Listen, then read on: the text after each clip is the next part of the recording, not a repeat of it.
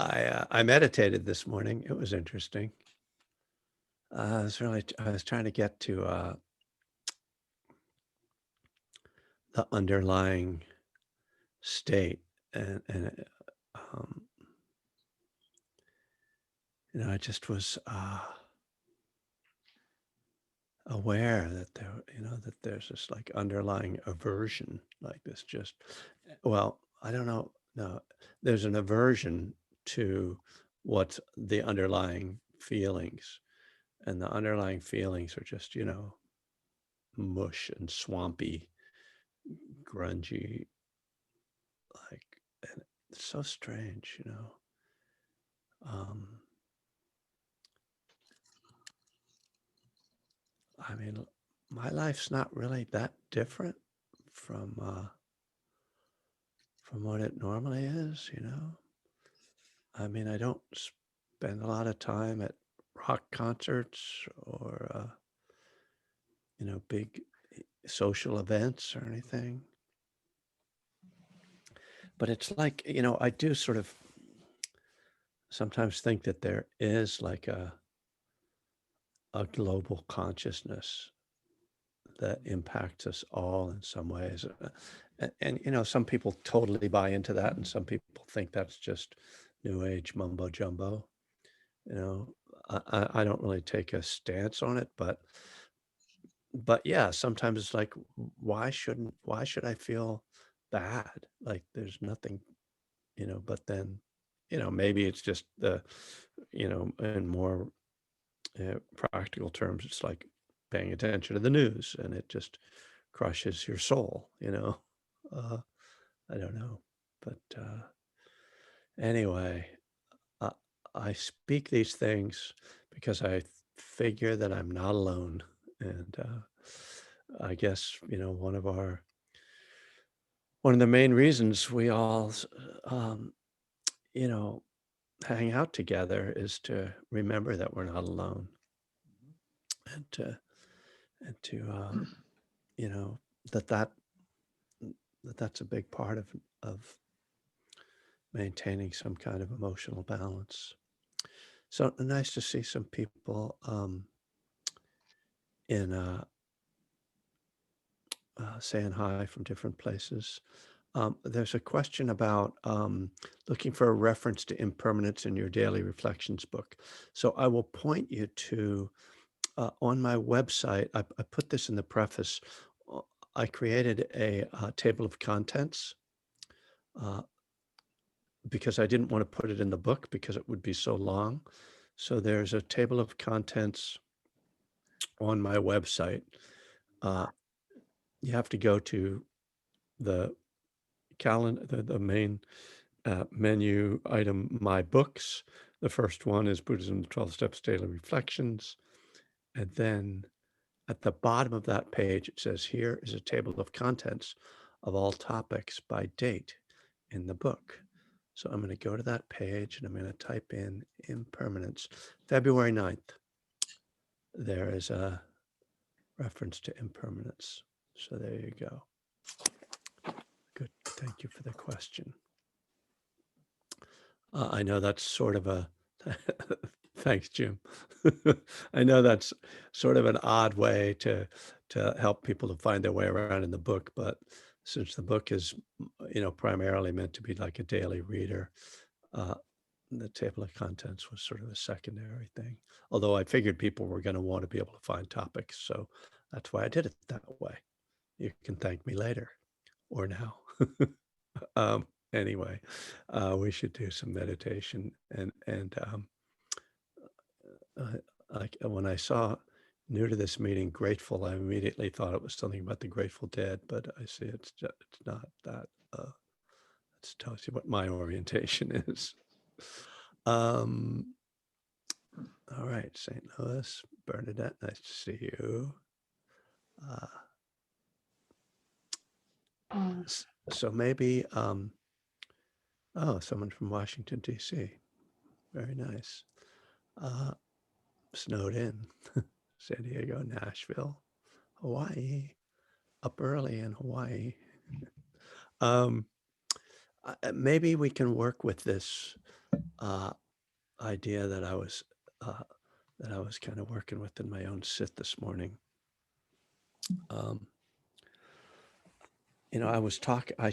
I was recorded. I was interviewed yesterday by Dan Harris for 10% Happier, and um, which I'm not sure. They said it might be on the podcast at the 22nd. We'll see. I'll let people know. But he was sort of asking me about my approach to practice, or certainly that came up, and it's really difficult for me to explain sometimes. I think it's confusing to people that on the one hand, I take a very open approach to meditation of not sort of trying to exactly control what's happening, but I'm also drawing from different resources as I sit. So making an effort to feel the breath, or to feel my emotions, or to feel the sensations in my body, or to evoke some sort of feeling of kindness towards myself. So it's kind of like a constellation of uh, resources that I might draw from as I'm sitting. But in the center of it, it's really just engagement with what is happening right now, what is happening, and make that primarily trying to make uh, that engagement very direct, because there's this way in which we can tend, even in meditation, to kind of almost put like a barrier, or sort of one step away from the direct experience. And that barrier might be, oh, I'm going to pay attention to the breath. So, and, but you might wind up using paying attention to the breath as a way to kind of avoid actually going in and feeling what's going on. So I kind of try to go in first and feel what's going on. Then if I'm having trouble with that, then I'll kind of draw the breath to help me to go in, if that makes sense. So we call that breathing into the experience. It's not breathing out of the experience, right? It's not trying to breathe so that I'm somewhere else, but it's rather the breath helps me to relax enough to let go of the resistance to going in. So I'm most interested in going in, but finding a way to go in. And sometimes I need to evoke self-compassion or loving kindness in order to allow myself to be with it. Because if what I'm feeling, if that sort of underlying feeling that I'm resisting is painful, then I also kind of need to be kind to myself and say, I know this is hard. It's okay. You're going to be okay. But but the remarkable thing, and this struck me this morning too as I was sitting, is how when I can just get there and go into the feeling without resistance, that even when it's a difficult feeling, that there is this wholeness and sense of uh, okayness and presence that comes with that. That's it's that cliche of the only way out is through. And so to just go in allows me to go through, or to move into it. That's what transforms it into a different experience. And in some very basic way, that's about concentration. That when I'm able to just go into the experience and concentrate on it, that concentration itself has the calming effect. So that's a long intro to starting to sit, but let's take our meditation posture if you haven't already. I'm going to mute everyone.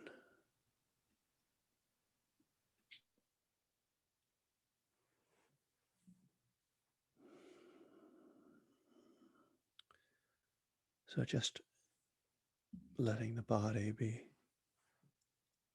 stable and upright.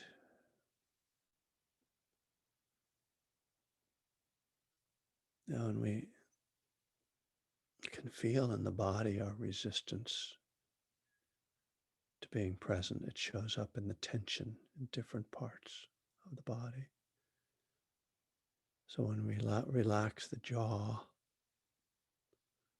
when we release the shoulders, when we soften the belly, these are all ways of letting go of resistance, just allowing whatever is present to be fully felt.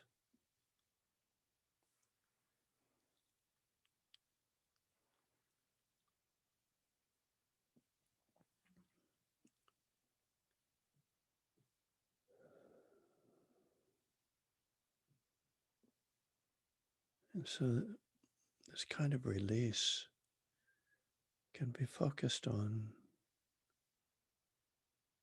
individual points in the body, but it can also be a sort of whole body release.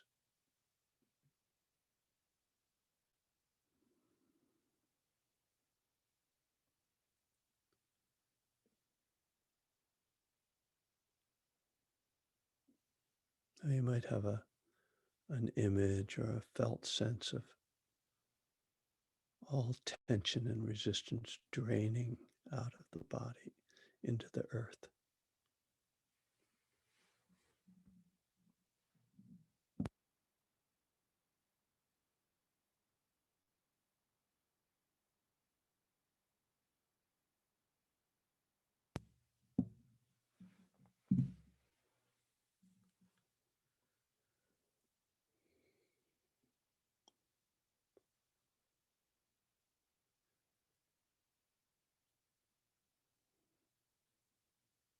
And just being aware as well of any sounds in your environment.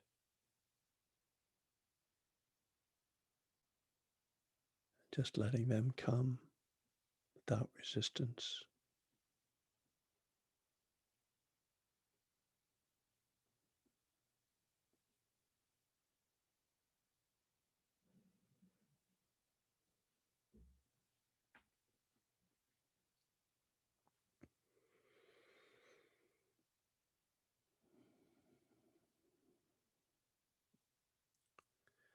And then seeing if you can touch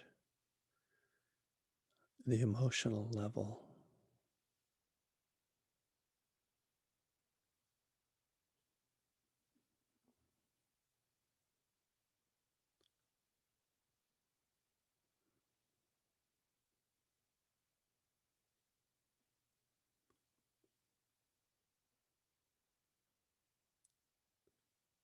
And if that's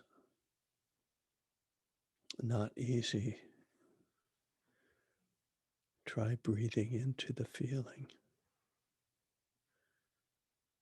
So that means to feel the breath. And as you exhale with the breath, having a sense of releasing any resistance. It can also be felt as a welcoming, inviting in whatever feelings are there.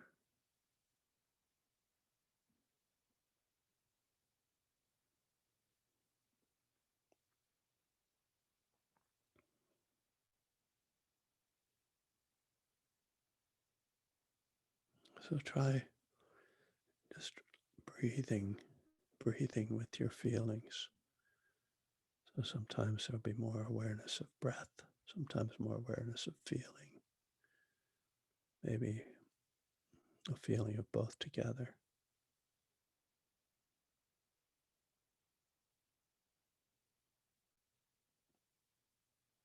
But the idea is that the breath keeps you open.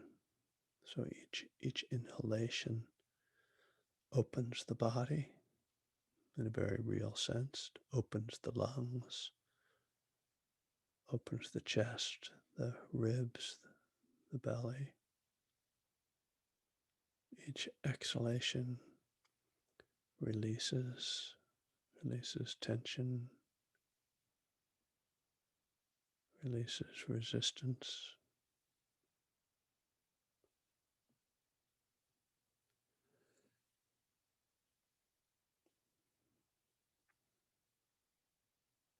When we're really anxious or fearful, we might even hold the breath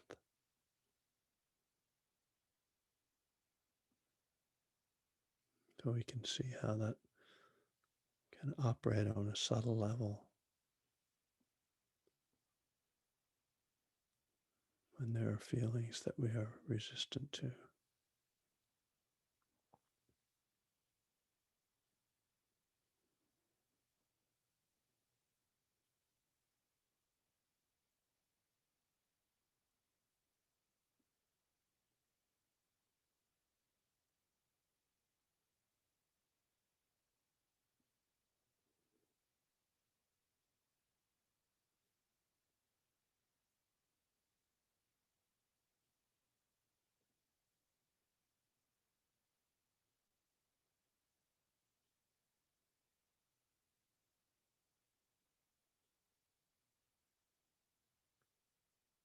When we're really open in this way, it can be surprising to see what comes through.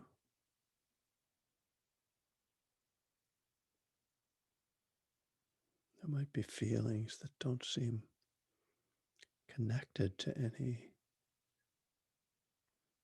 reason for being there.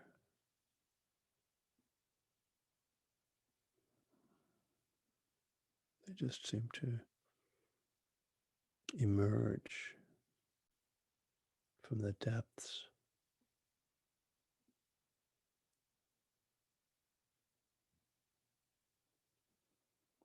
But with this openness with the breath, there's space for the feelings to move.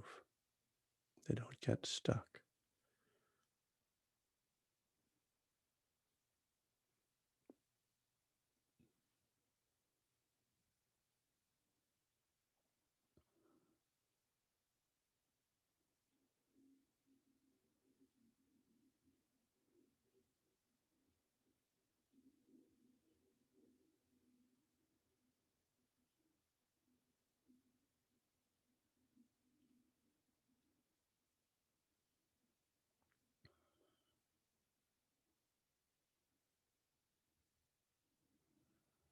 And at a certain point, might, it might happen that the breath just becomes all that's there. The emotional energies play out when they're not being fed. They'll often just subside. We're left with the quiet of the breath.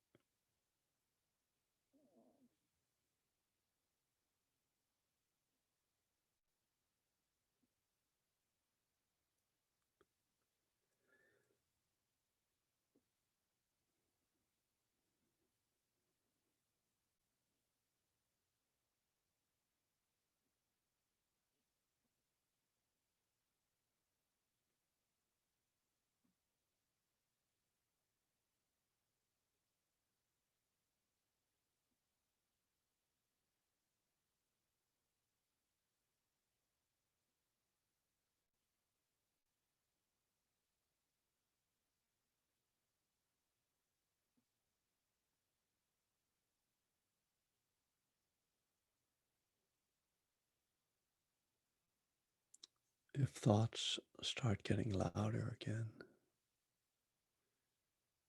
might be an indication that some other feeling is starting to arise, and can turn back towards that. Once again, opening, allowing, connecting.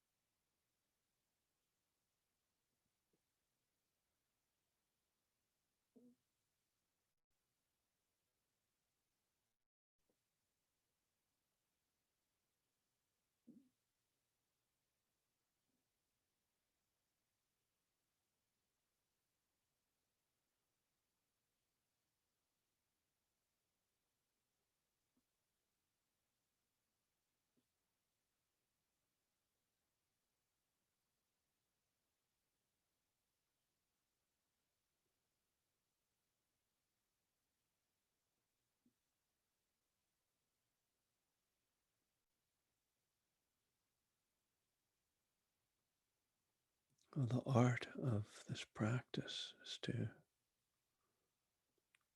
apply the appropriate effort and form of meditation to any given experience. So, part of what we do is track our mind body experiences and try to intuit wise ways of responding,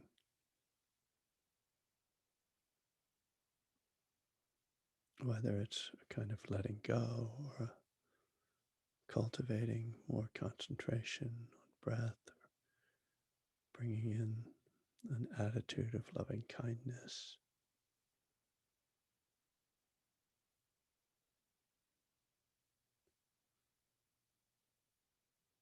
You might find that you need just to count the breaths when the mind is very busy. Something very simple. Other times you might find that all you have to do is sit back and be present. That's enough effort.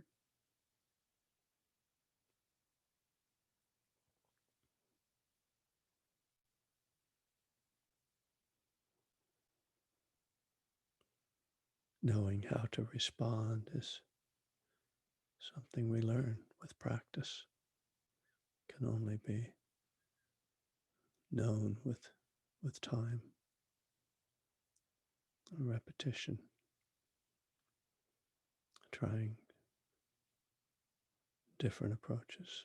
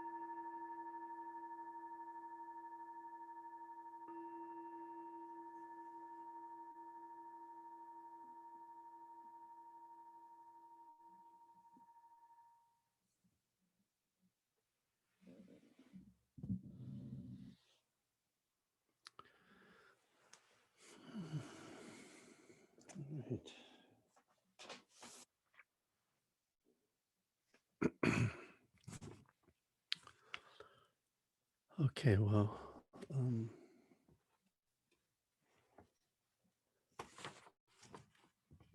hope that was helpful. Um,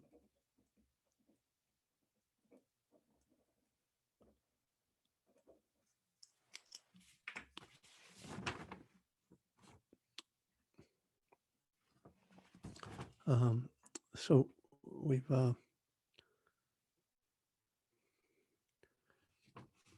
to the end of step 6 in one breath at a time. And here we come to the third section called Feeling Feelings. Um, and as I've talked about, a lot of this emerged in the process of writing the book.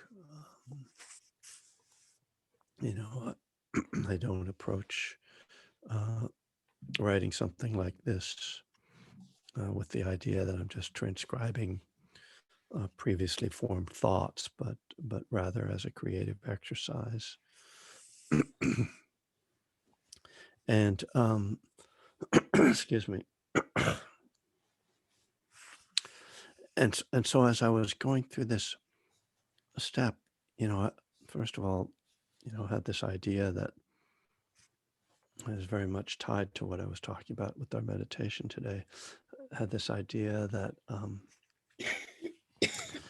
feelings, or that being present with feelings was the kind of preparation uh, uh, for letting go. So that if we were going to have our defective character removed in the step sense, and step 6 says we were entirely ready to have them removed, that we had to be entirely aware of what we're feeling. That otherwise, we can't really let go if we're not aware of what we're clinging to. And of course, this is maybe not about addiction. Uh, it's about something more basic, more you know uh, fundamental to humanness. It occurred to me as I was sort of guiding that meditation that I'm sort of like the Dharma teacher for neurotics. As the, I'm just and not because I'm you know looking to be that, but because that's who I am, and so um, I don't mean to judge any of you, um, but this is just what's really important to me, and so in any case, I went through these 2 sections of step 6 that I called feeling feelings. Uh, and the first one was kind of straightforward and particularly sort of brought out Jack Kornfield's teaching on insistent visitors, the idea that when something keeps coming up in your mind, that it's calling for attention. Yeah. And then the second section, Feeling Feelings 2, describes my experience on a retreat with both Jack Kornfield and Joseph Goldstein, both of them telling me that I needed to focus on feelings in my practice, and how that started to really transform how I meditated, which is kind of apparent since that was 40 years ago, and I'm still teaching the same thing and still trying to do the same thing. So obviously had a lot of impact. But the Feelings 3, I think, takes it to another place, which I think is really important. And it's essentially the place of non-identification with the feelings. And this is kind of in the at the end of the day, this is the lifesaver to me is realizing all this stuff is going on and I'm feeling crazy and it's just a feeling. And so, I described this experience on this retreat in 1996 where I went through something very, very familiar, but then I was able to take it a little further than I ever had. Like, so at that point, I started practicing in 1980. So and I'd been on retreat virtually every year in that time. So let's assume that I'd been on 15 or 20 retreats by that time. And one of the things that would often happen to me on retreat is I would wake up early and I wouldn't want to get up because it's like, if I get up now, then breakfast isn't for like 3 hours, what am I gonna I can't like meditate for 3 hours, and so I can't just roll over and go back to sleep. But that always felt like a cop out too. So on this retreat, I was like, let me see what's going on, like, because what I realized was, oh, there's fear, right? There's fear of getting up, you know, fear of things that might happen. And so I go through this process over the course of a few days where I started to uh, go beyond the sense of fear as being something that was about something, a fear of something, and started to see first that, oh, it's just this kind of generic fear. It's just, okay, it's just that energy of fear. But then finally, like at the third day of this or something, I realized that it was actually just a feeling in my body, what I call a fluttering in my chest, that I was calling fear, that maybe it wasn't fear at all. And this kind of brought up a really interesting question about perception. That is how I label or identify things that I'm experiencing, what I call them, and to realize how conditioned that is. You know, Uh, one of my favorite topics, depression, that comes up so much uh, for me. When I first told myself that I was depressed, I was just having a feeling. I was 14 years old. I was having a feeling, and I gave it this name that was familiar to me and that had a lot of weight and a lot of meaning and in fact sort of implied a kind of maturity in an adulthood. It was almost like a coming of age. Oh, I'm depressed now. I'm like everybody else in my family. I was the youngest in my family, but it was just a feeling, and then that story then becomes embedded, and the connection of the story with the feeling and locks in so that every time the feeling shows up, the story's there with it. And that becomes this feedback loop uh, that becomes incredibly destructive. So, a lot of my own work around difficult emotions is around stepping out of the story. And I mean, that, arriving at that as a conclusion, it seems simplistic in a way. It's kind of very obvious, and it's something that we hear in 12-step meetings. Feelings aren't facts is one of the things that I've heard, you know, and but to live it, to be aware of it in the moment requires mindfulness, right? I have to see it happening in real time for it to really be useful.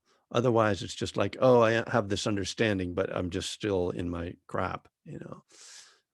but as I bring mindfulness to feeling and start to catch feelings as they arise and see, oh, there's a I'm naming it.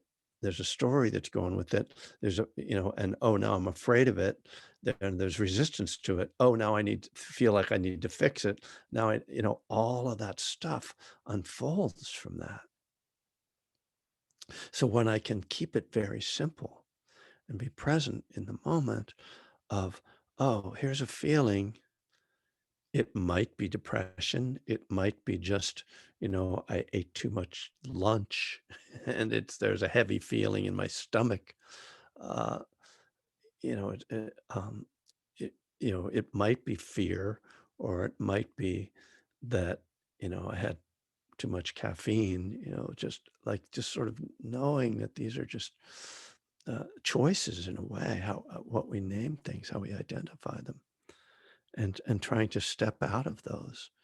Uh, that I think is one of the key aspects of what we call freedom in recovery and in Buddhism. Um, I think of, and I'm going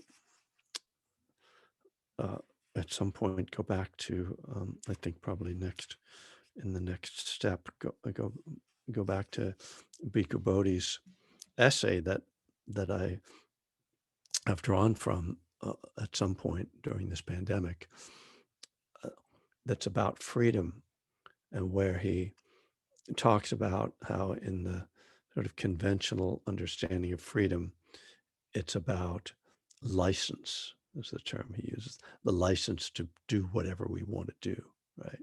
And so, the freedom to carry a gun, or the freedom of speech, or all these sort of freedoms to do stuff. And he talks about, and he kind of ties it in then with wealth in a way, and sort of like wealth and power, and in the worldly sense, uh, people feel that more wealth and more power gives them more freedom. But then he points to the way we are enslaved by, and I use that word advisedly, uh, but that we are imprisoned, let's say, by our own minds and by our belief systems, and particularly by our reactivity, how we react to things.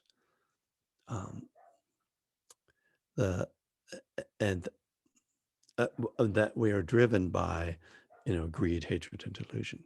Do you hear the dog? Can you hear the dog? That's my neighbor's new dog.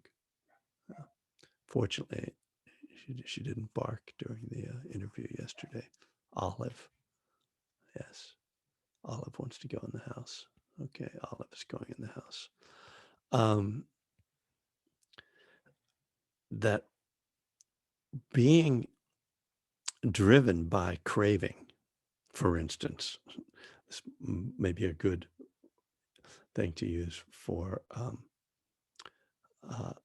talking to addicts with addicts, um, that's a, a kind of imprisonment, and that's not freedom. No matter how much money and power you have, if you are controlled by your craving, you're not free. And so this awareness of feeling is how we interrupt that imprisonment. We catch it, we see it arising, and then in the simplistic language, we let it go. But that then how we do that, is that's where the forms of practice come in, the form of coming back to the breath, the form of cultivating loving kindness. Um, but the key element of it is the recognition of it happening, the awareness of it happening, and the understanding. So we have to understand the process. And that's called right view, understanding the process. We see, oh, this is what happens. I have a feeling, then I have a story, then I suffer. Okay. I have to understand that before I'm going to engage with uh, dealing with it. So then I have that right view, then I have right intention. Oh, I'm going to try to deal with this. And then I have to have right mindfulness and right effort. And I have to be aware, okay, I get the process theoretically. Now in real time, I have to see it. That's the mindfulness. And then the effort is what has to uh, be engaged in order to uh, apply that mindfulness in a skillful way. So this is where we're working, and to me, it's such an essential level. We can't, uh, we can get into uh, mindfulness practice or recovery work, um, and we can wind up doing a lot of the sort of what I think of maybe the peripheral work, the stuff around the outside, and which is important. I mean, I need to not drink or use, and I need to go to meetings and, have relationships and be of service and all those, all the work. But in the center of it is my felt experience. That's where kind of my happiness or lack of happiness is really defined. You know, I can do everything else, but if I'm not healing on the emotional level, there's no real freedom. There's no real happiness that comes. And and I think this is always a challenging level to work on. Because it requires persistence, deep conditioning, our deep emotional conditioning, what the Buddha calls our underlying tendencies, you know, keep pulling us back into those negative states. If we have those, underlying tendencies, if you are, in the neurotic crowd, um, y- you know, and that's kind of where I live. I mean, I don't. Well, that's not a helpful way to describe it. I try not to live there. I've spent a fair amount of time there. Um, so yeah, that's. I guess you can tell that I'm just in that right now. In the just trying to work with that, and it's very so much a one day at a time, one breath at a time thing. You know, it just yeah. So let me open it up for people to ask questions or to make any comments. Oh, Cameron, boy, get that hand up fast. Hi, Kevin. Hi. Namaste, Kevin. Namaste, Zoom Sangha. My name's Cameron. I'm in Seattle. And Kevin, I was just in my studies, I came across what were called the bases of power. Yeah. And I thought, oh, that lit up some Yeah. light bulbs. And I thought, oh, because in my AA participation, where I'm from, that we're always going to a lack of power. That was our problem, and that seems to be a really big component of alcoholism, drug addiction, the recovery that the 12 steps provide. And so I thought, oh, great, here we go. And so I'm wondering what those are and how they relate. um, uh, so, yeah, what do they relate back to? These bases of powers. Where do they relate back to in the Buddha's teachings, and then where do they lead to? Uh, it's kind of like branches. All Yeah. these the Buddha speaks in that way, where he'll say something very simple, like, there's the truth of suffering, and then it branches out, and then in the middle of the branch, there's some other teaching, and it forks back into the original teaching, and then it branches out into other which bases of power. Yeah. So what is that? And have you have you come across that before in relating the step work and the 12 steps with Buddhist teachings? Right. That's my question today. Yeah. Thank Well, thanks, Cameron. I I have heard that term before. There's another teaching called the five spiritual powers, uh, but it's different. And I had to just Google the there I am. This is the advantage of teaching at home with my computer. Oh yes, let me give you the answer. I look it up. Um, and I have not worked with or studied this particular teaching, but now that you've pointed to it, I will. I just found out where it is in the suttas. So, but what this particular website says, which looks fairly credible, points to intention, effort. Uh, I don't like this third one: consciousness, thoughts, minds, and investigation. Um, but yeah, I think the larger point that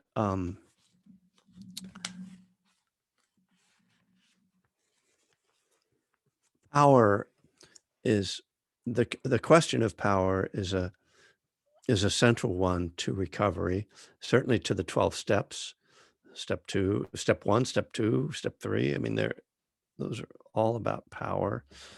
And yeah, that point is made. It's certainly the idea of the Dharma as a higher power and different elements of the Dharma as powers is a really important idea. Um,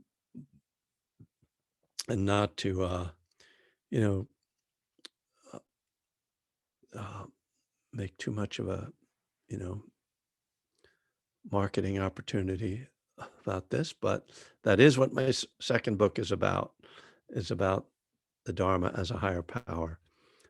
And it's kind of interesting to think about mindfulness. What's the power of mindfulness? What's the power of loving kindness? What's the power of sangha, community? Well, all these things are clearly powers and more.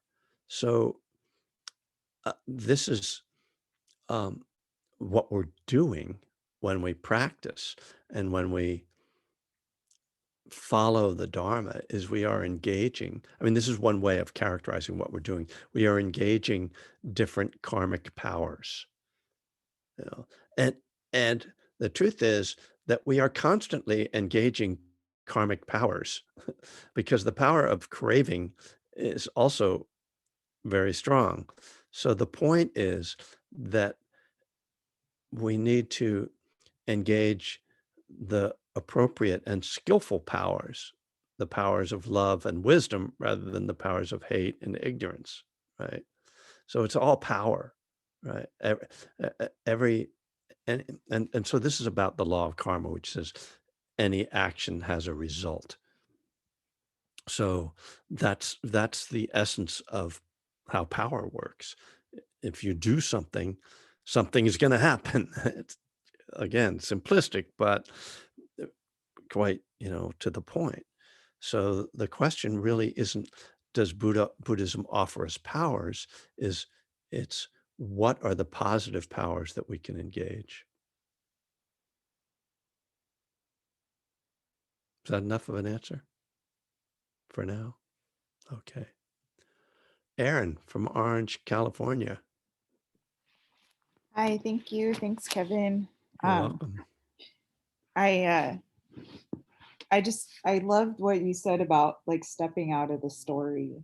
And I'm currently I was a kid diagnosed with ADHD, and now as an adult, I'm getting a diagnostic next week, because I want to step out of the story.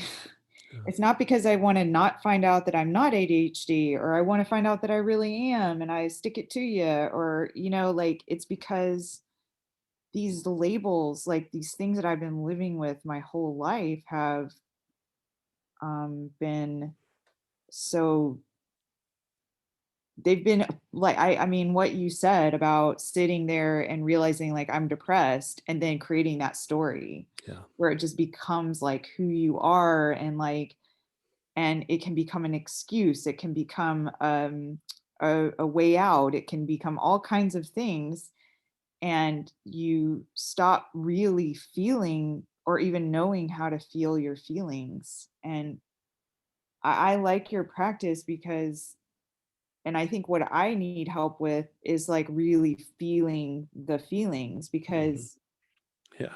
I don't know, like I'm so used to like just running on my own self will run riot, Yeah. like Yep. that I don't I struggle with like the breath because I'm also ADHD. So I also am like, well, I forgot what I said 5 minutes ago. And like, I feel like I'll float off into, I'm the type of person that will get up in the middle of a meditation, forgetting that I'm meditating. Right. So like, I literally, have such a hard time sitting with that. And Yeah. how do you Mm. tell people who have that kind of struggle, that inability to kind of, that anxiousness, that inability kind of sit and say, okay, do it, like sit with this and call it out, and then let it like have that experience but also be able to release it, like Yeah. how, Now, I mean what's what's I mean how do you do it? well, yeah, good. Thank you for asking that. And first of all, I think you're pointing to, you're sort of helping to bring out part of what I was getting at, which is there, which I didn't state explicitly, but that there are uh, cultural and medical um, definitions that evolve over time, and there are trends.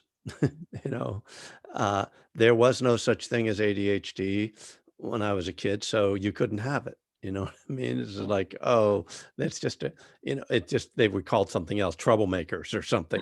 Right?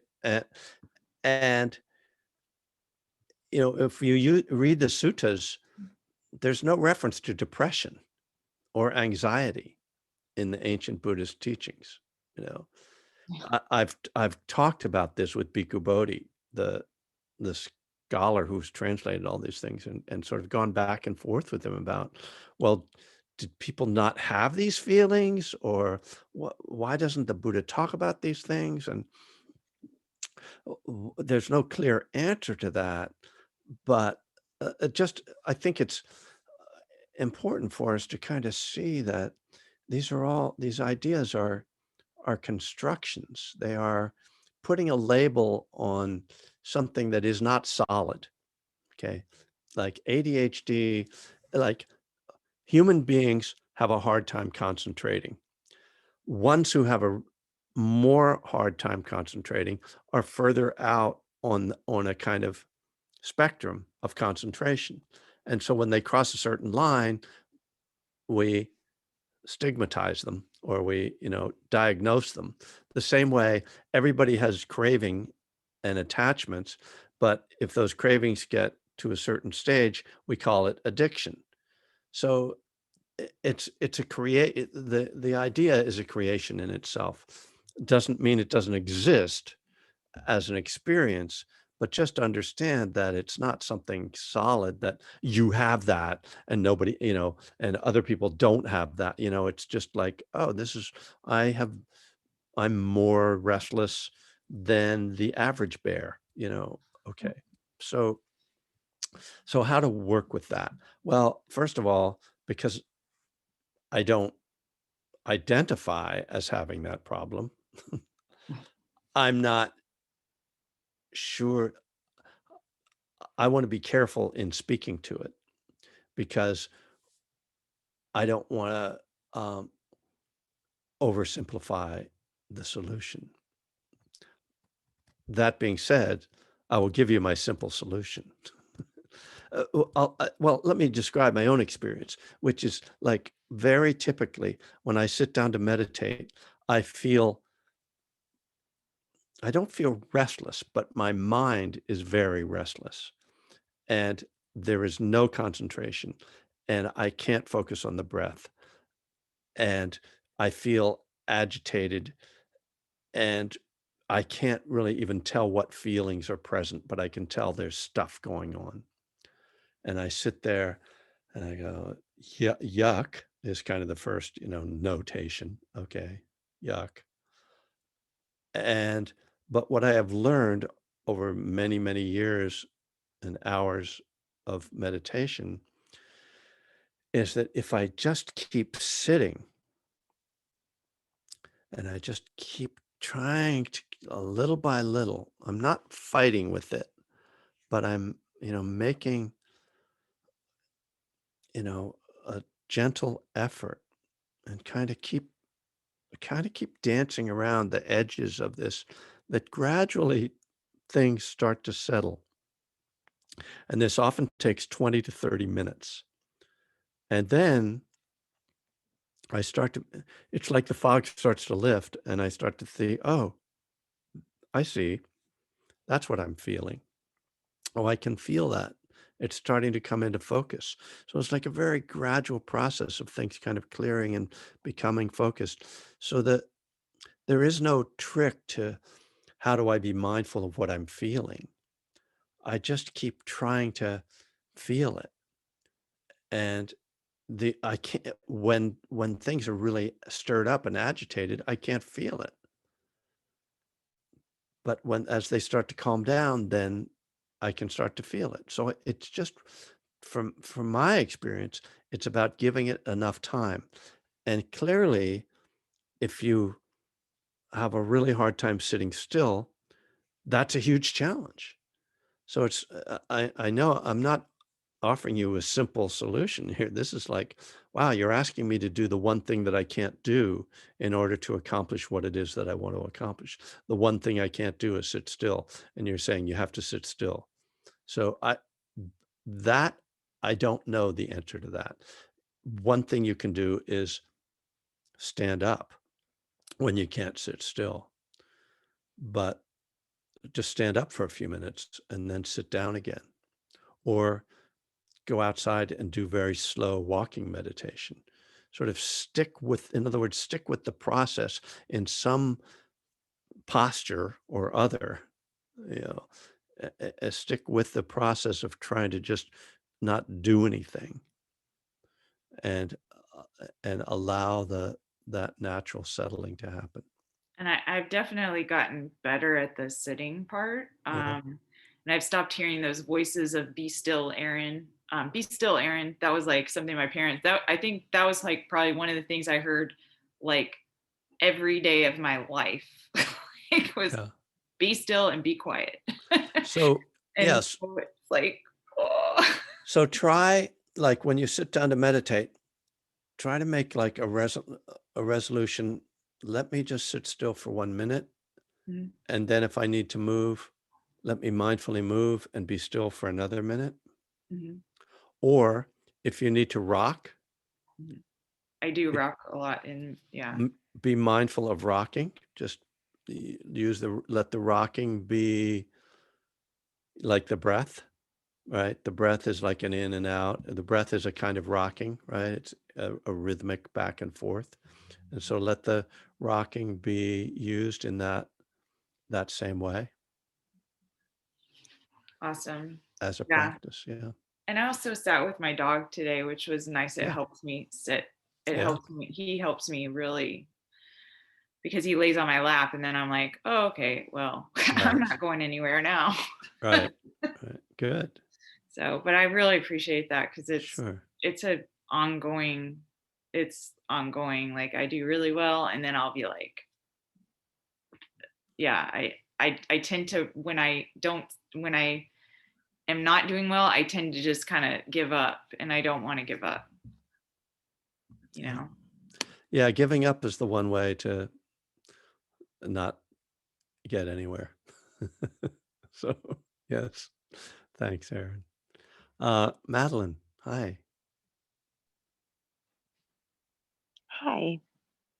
I'm so excited to join you today. I just started your book, and I have been um,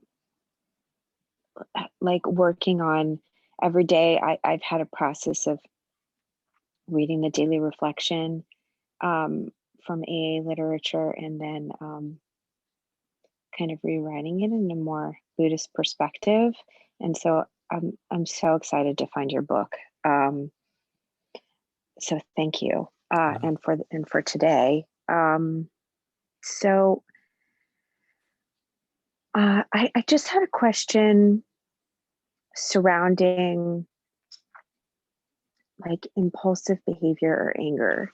So um, I had a habit late in my drinking before I have some time in the program. Uh, Before I was able to let go of alcohol, where I was trying to stop, but I didn't have a community or a program, and I would stop for a period of time, and then something would trigger me that triggered very specific emotions that I have that I find hard. Um, I'm I went to a Montessori school. My school was next to a Buddhist monastery. I had like really a really great family that encouraged talking about feelings. I'm an actor. I studied feelings.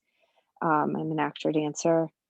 I was a teacher for a long time with kids with learning challenges, and so specifically autism. So I help them work on feelings, and so I have all of these tools that I somehow cannot access when I'm angry. Hmm. And I found that in the end part of my drinking, the main trigger that would send me into this impulsive behavior of walking to the corner store and getting cigarettes and alcohol and just sitting by myself and ruminating on obsessive thoughts and drinking and smoking was anger or fear. Mm-hmm. And that I no longer use those tools anymore, or lack of tools, those, behaviors.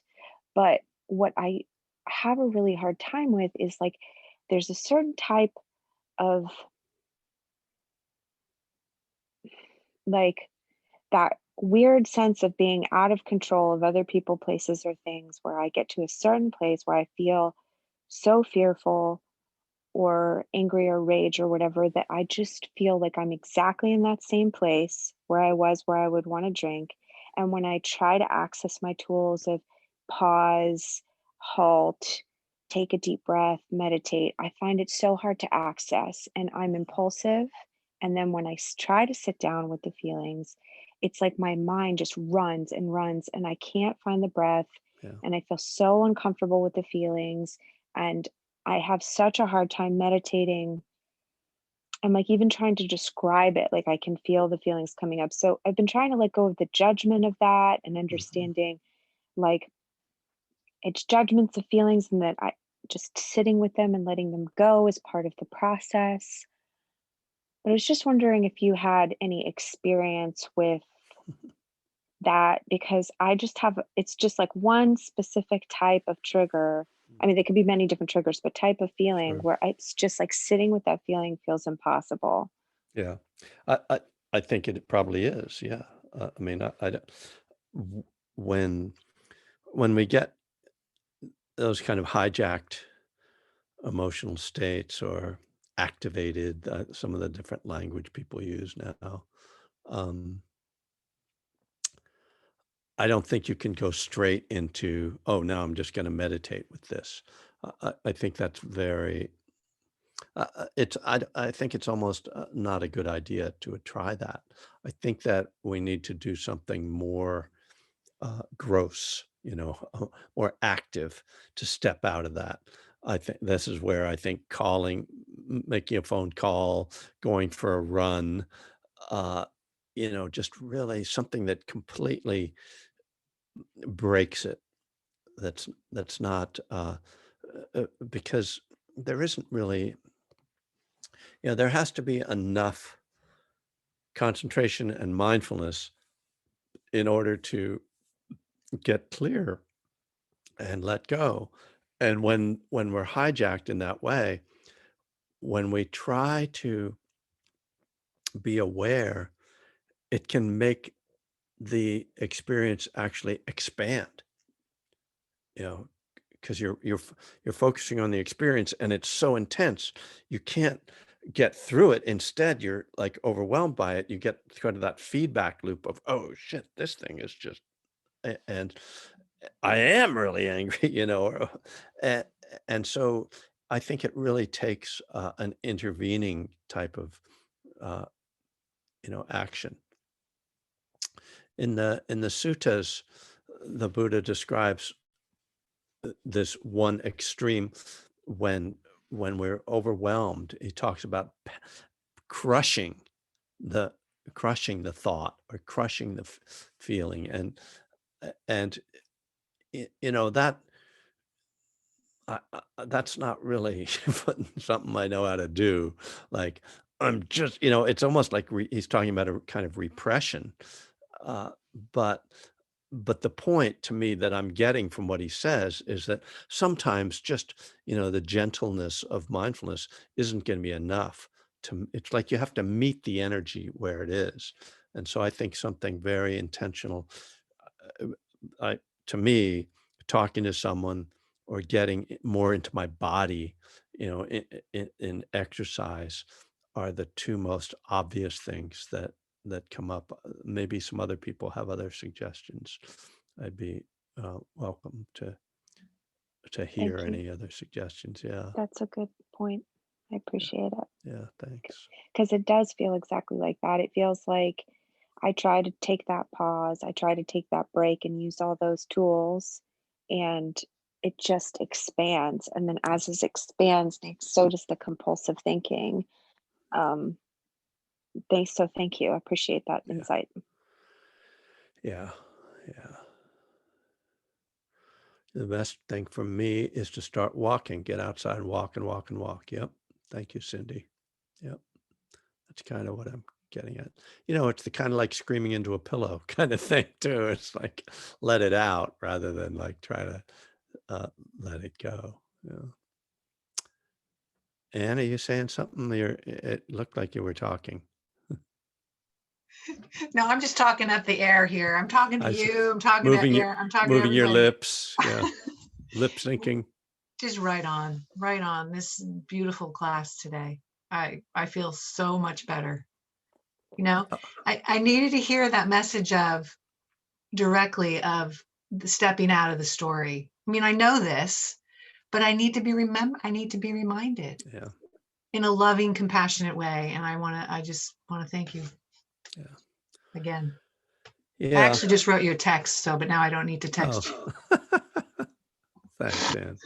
Yeah. Thanks everybody for being Yeah. here. Yeah. Thanks. And yeah, I mean, that's why we get together, right? Is to remember. I mean, it's just such a funny thing. I mean, it's why we go to meetings or anything that we all know everything we need to know. It's just, uh, to remember it you know, it to, uh, you know, bring back the word sati, which is translated as loving kindness. It its base meaning in the Pali language, the early Buddhist teachings, is to remember. And you know, uh, Bhikkhu Analayo has a bunch of teachings around that, but frankly, I think one of the ways to understand that is that we have to remember to be mindful, you know, and we have to remember to be we have to remember what the teachings are. And once we remember, then we have a chance. So, all right. Well, we ran over. I hope that we don't get fined for that. So I don't know who would fine ourselves. All right, dears. Thank you all.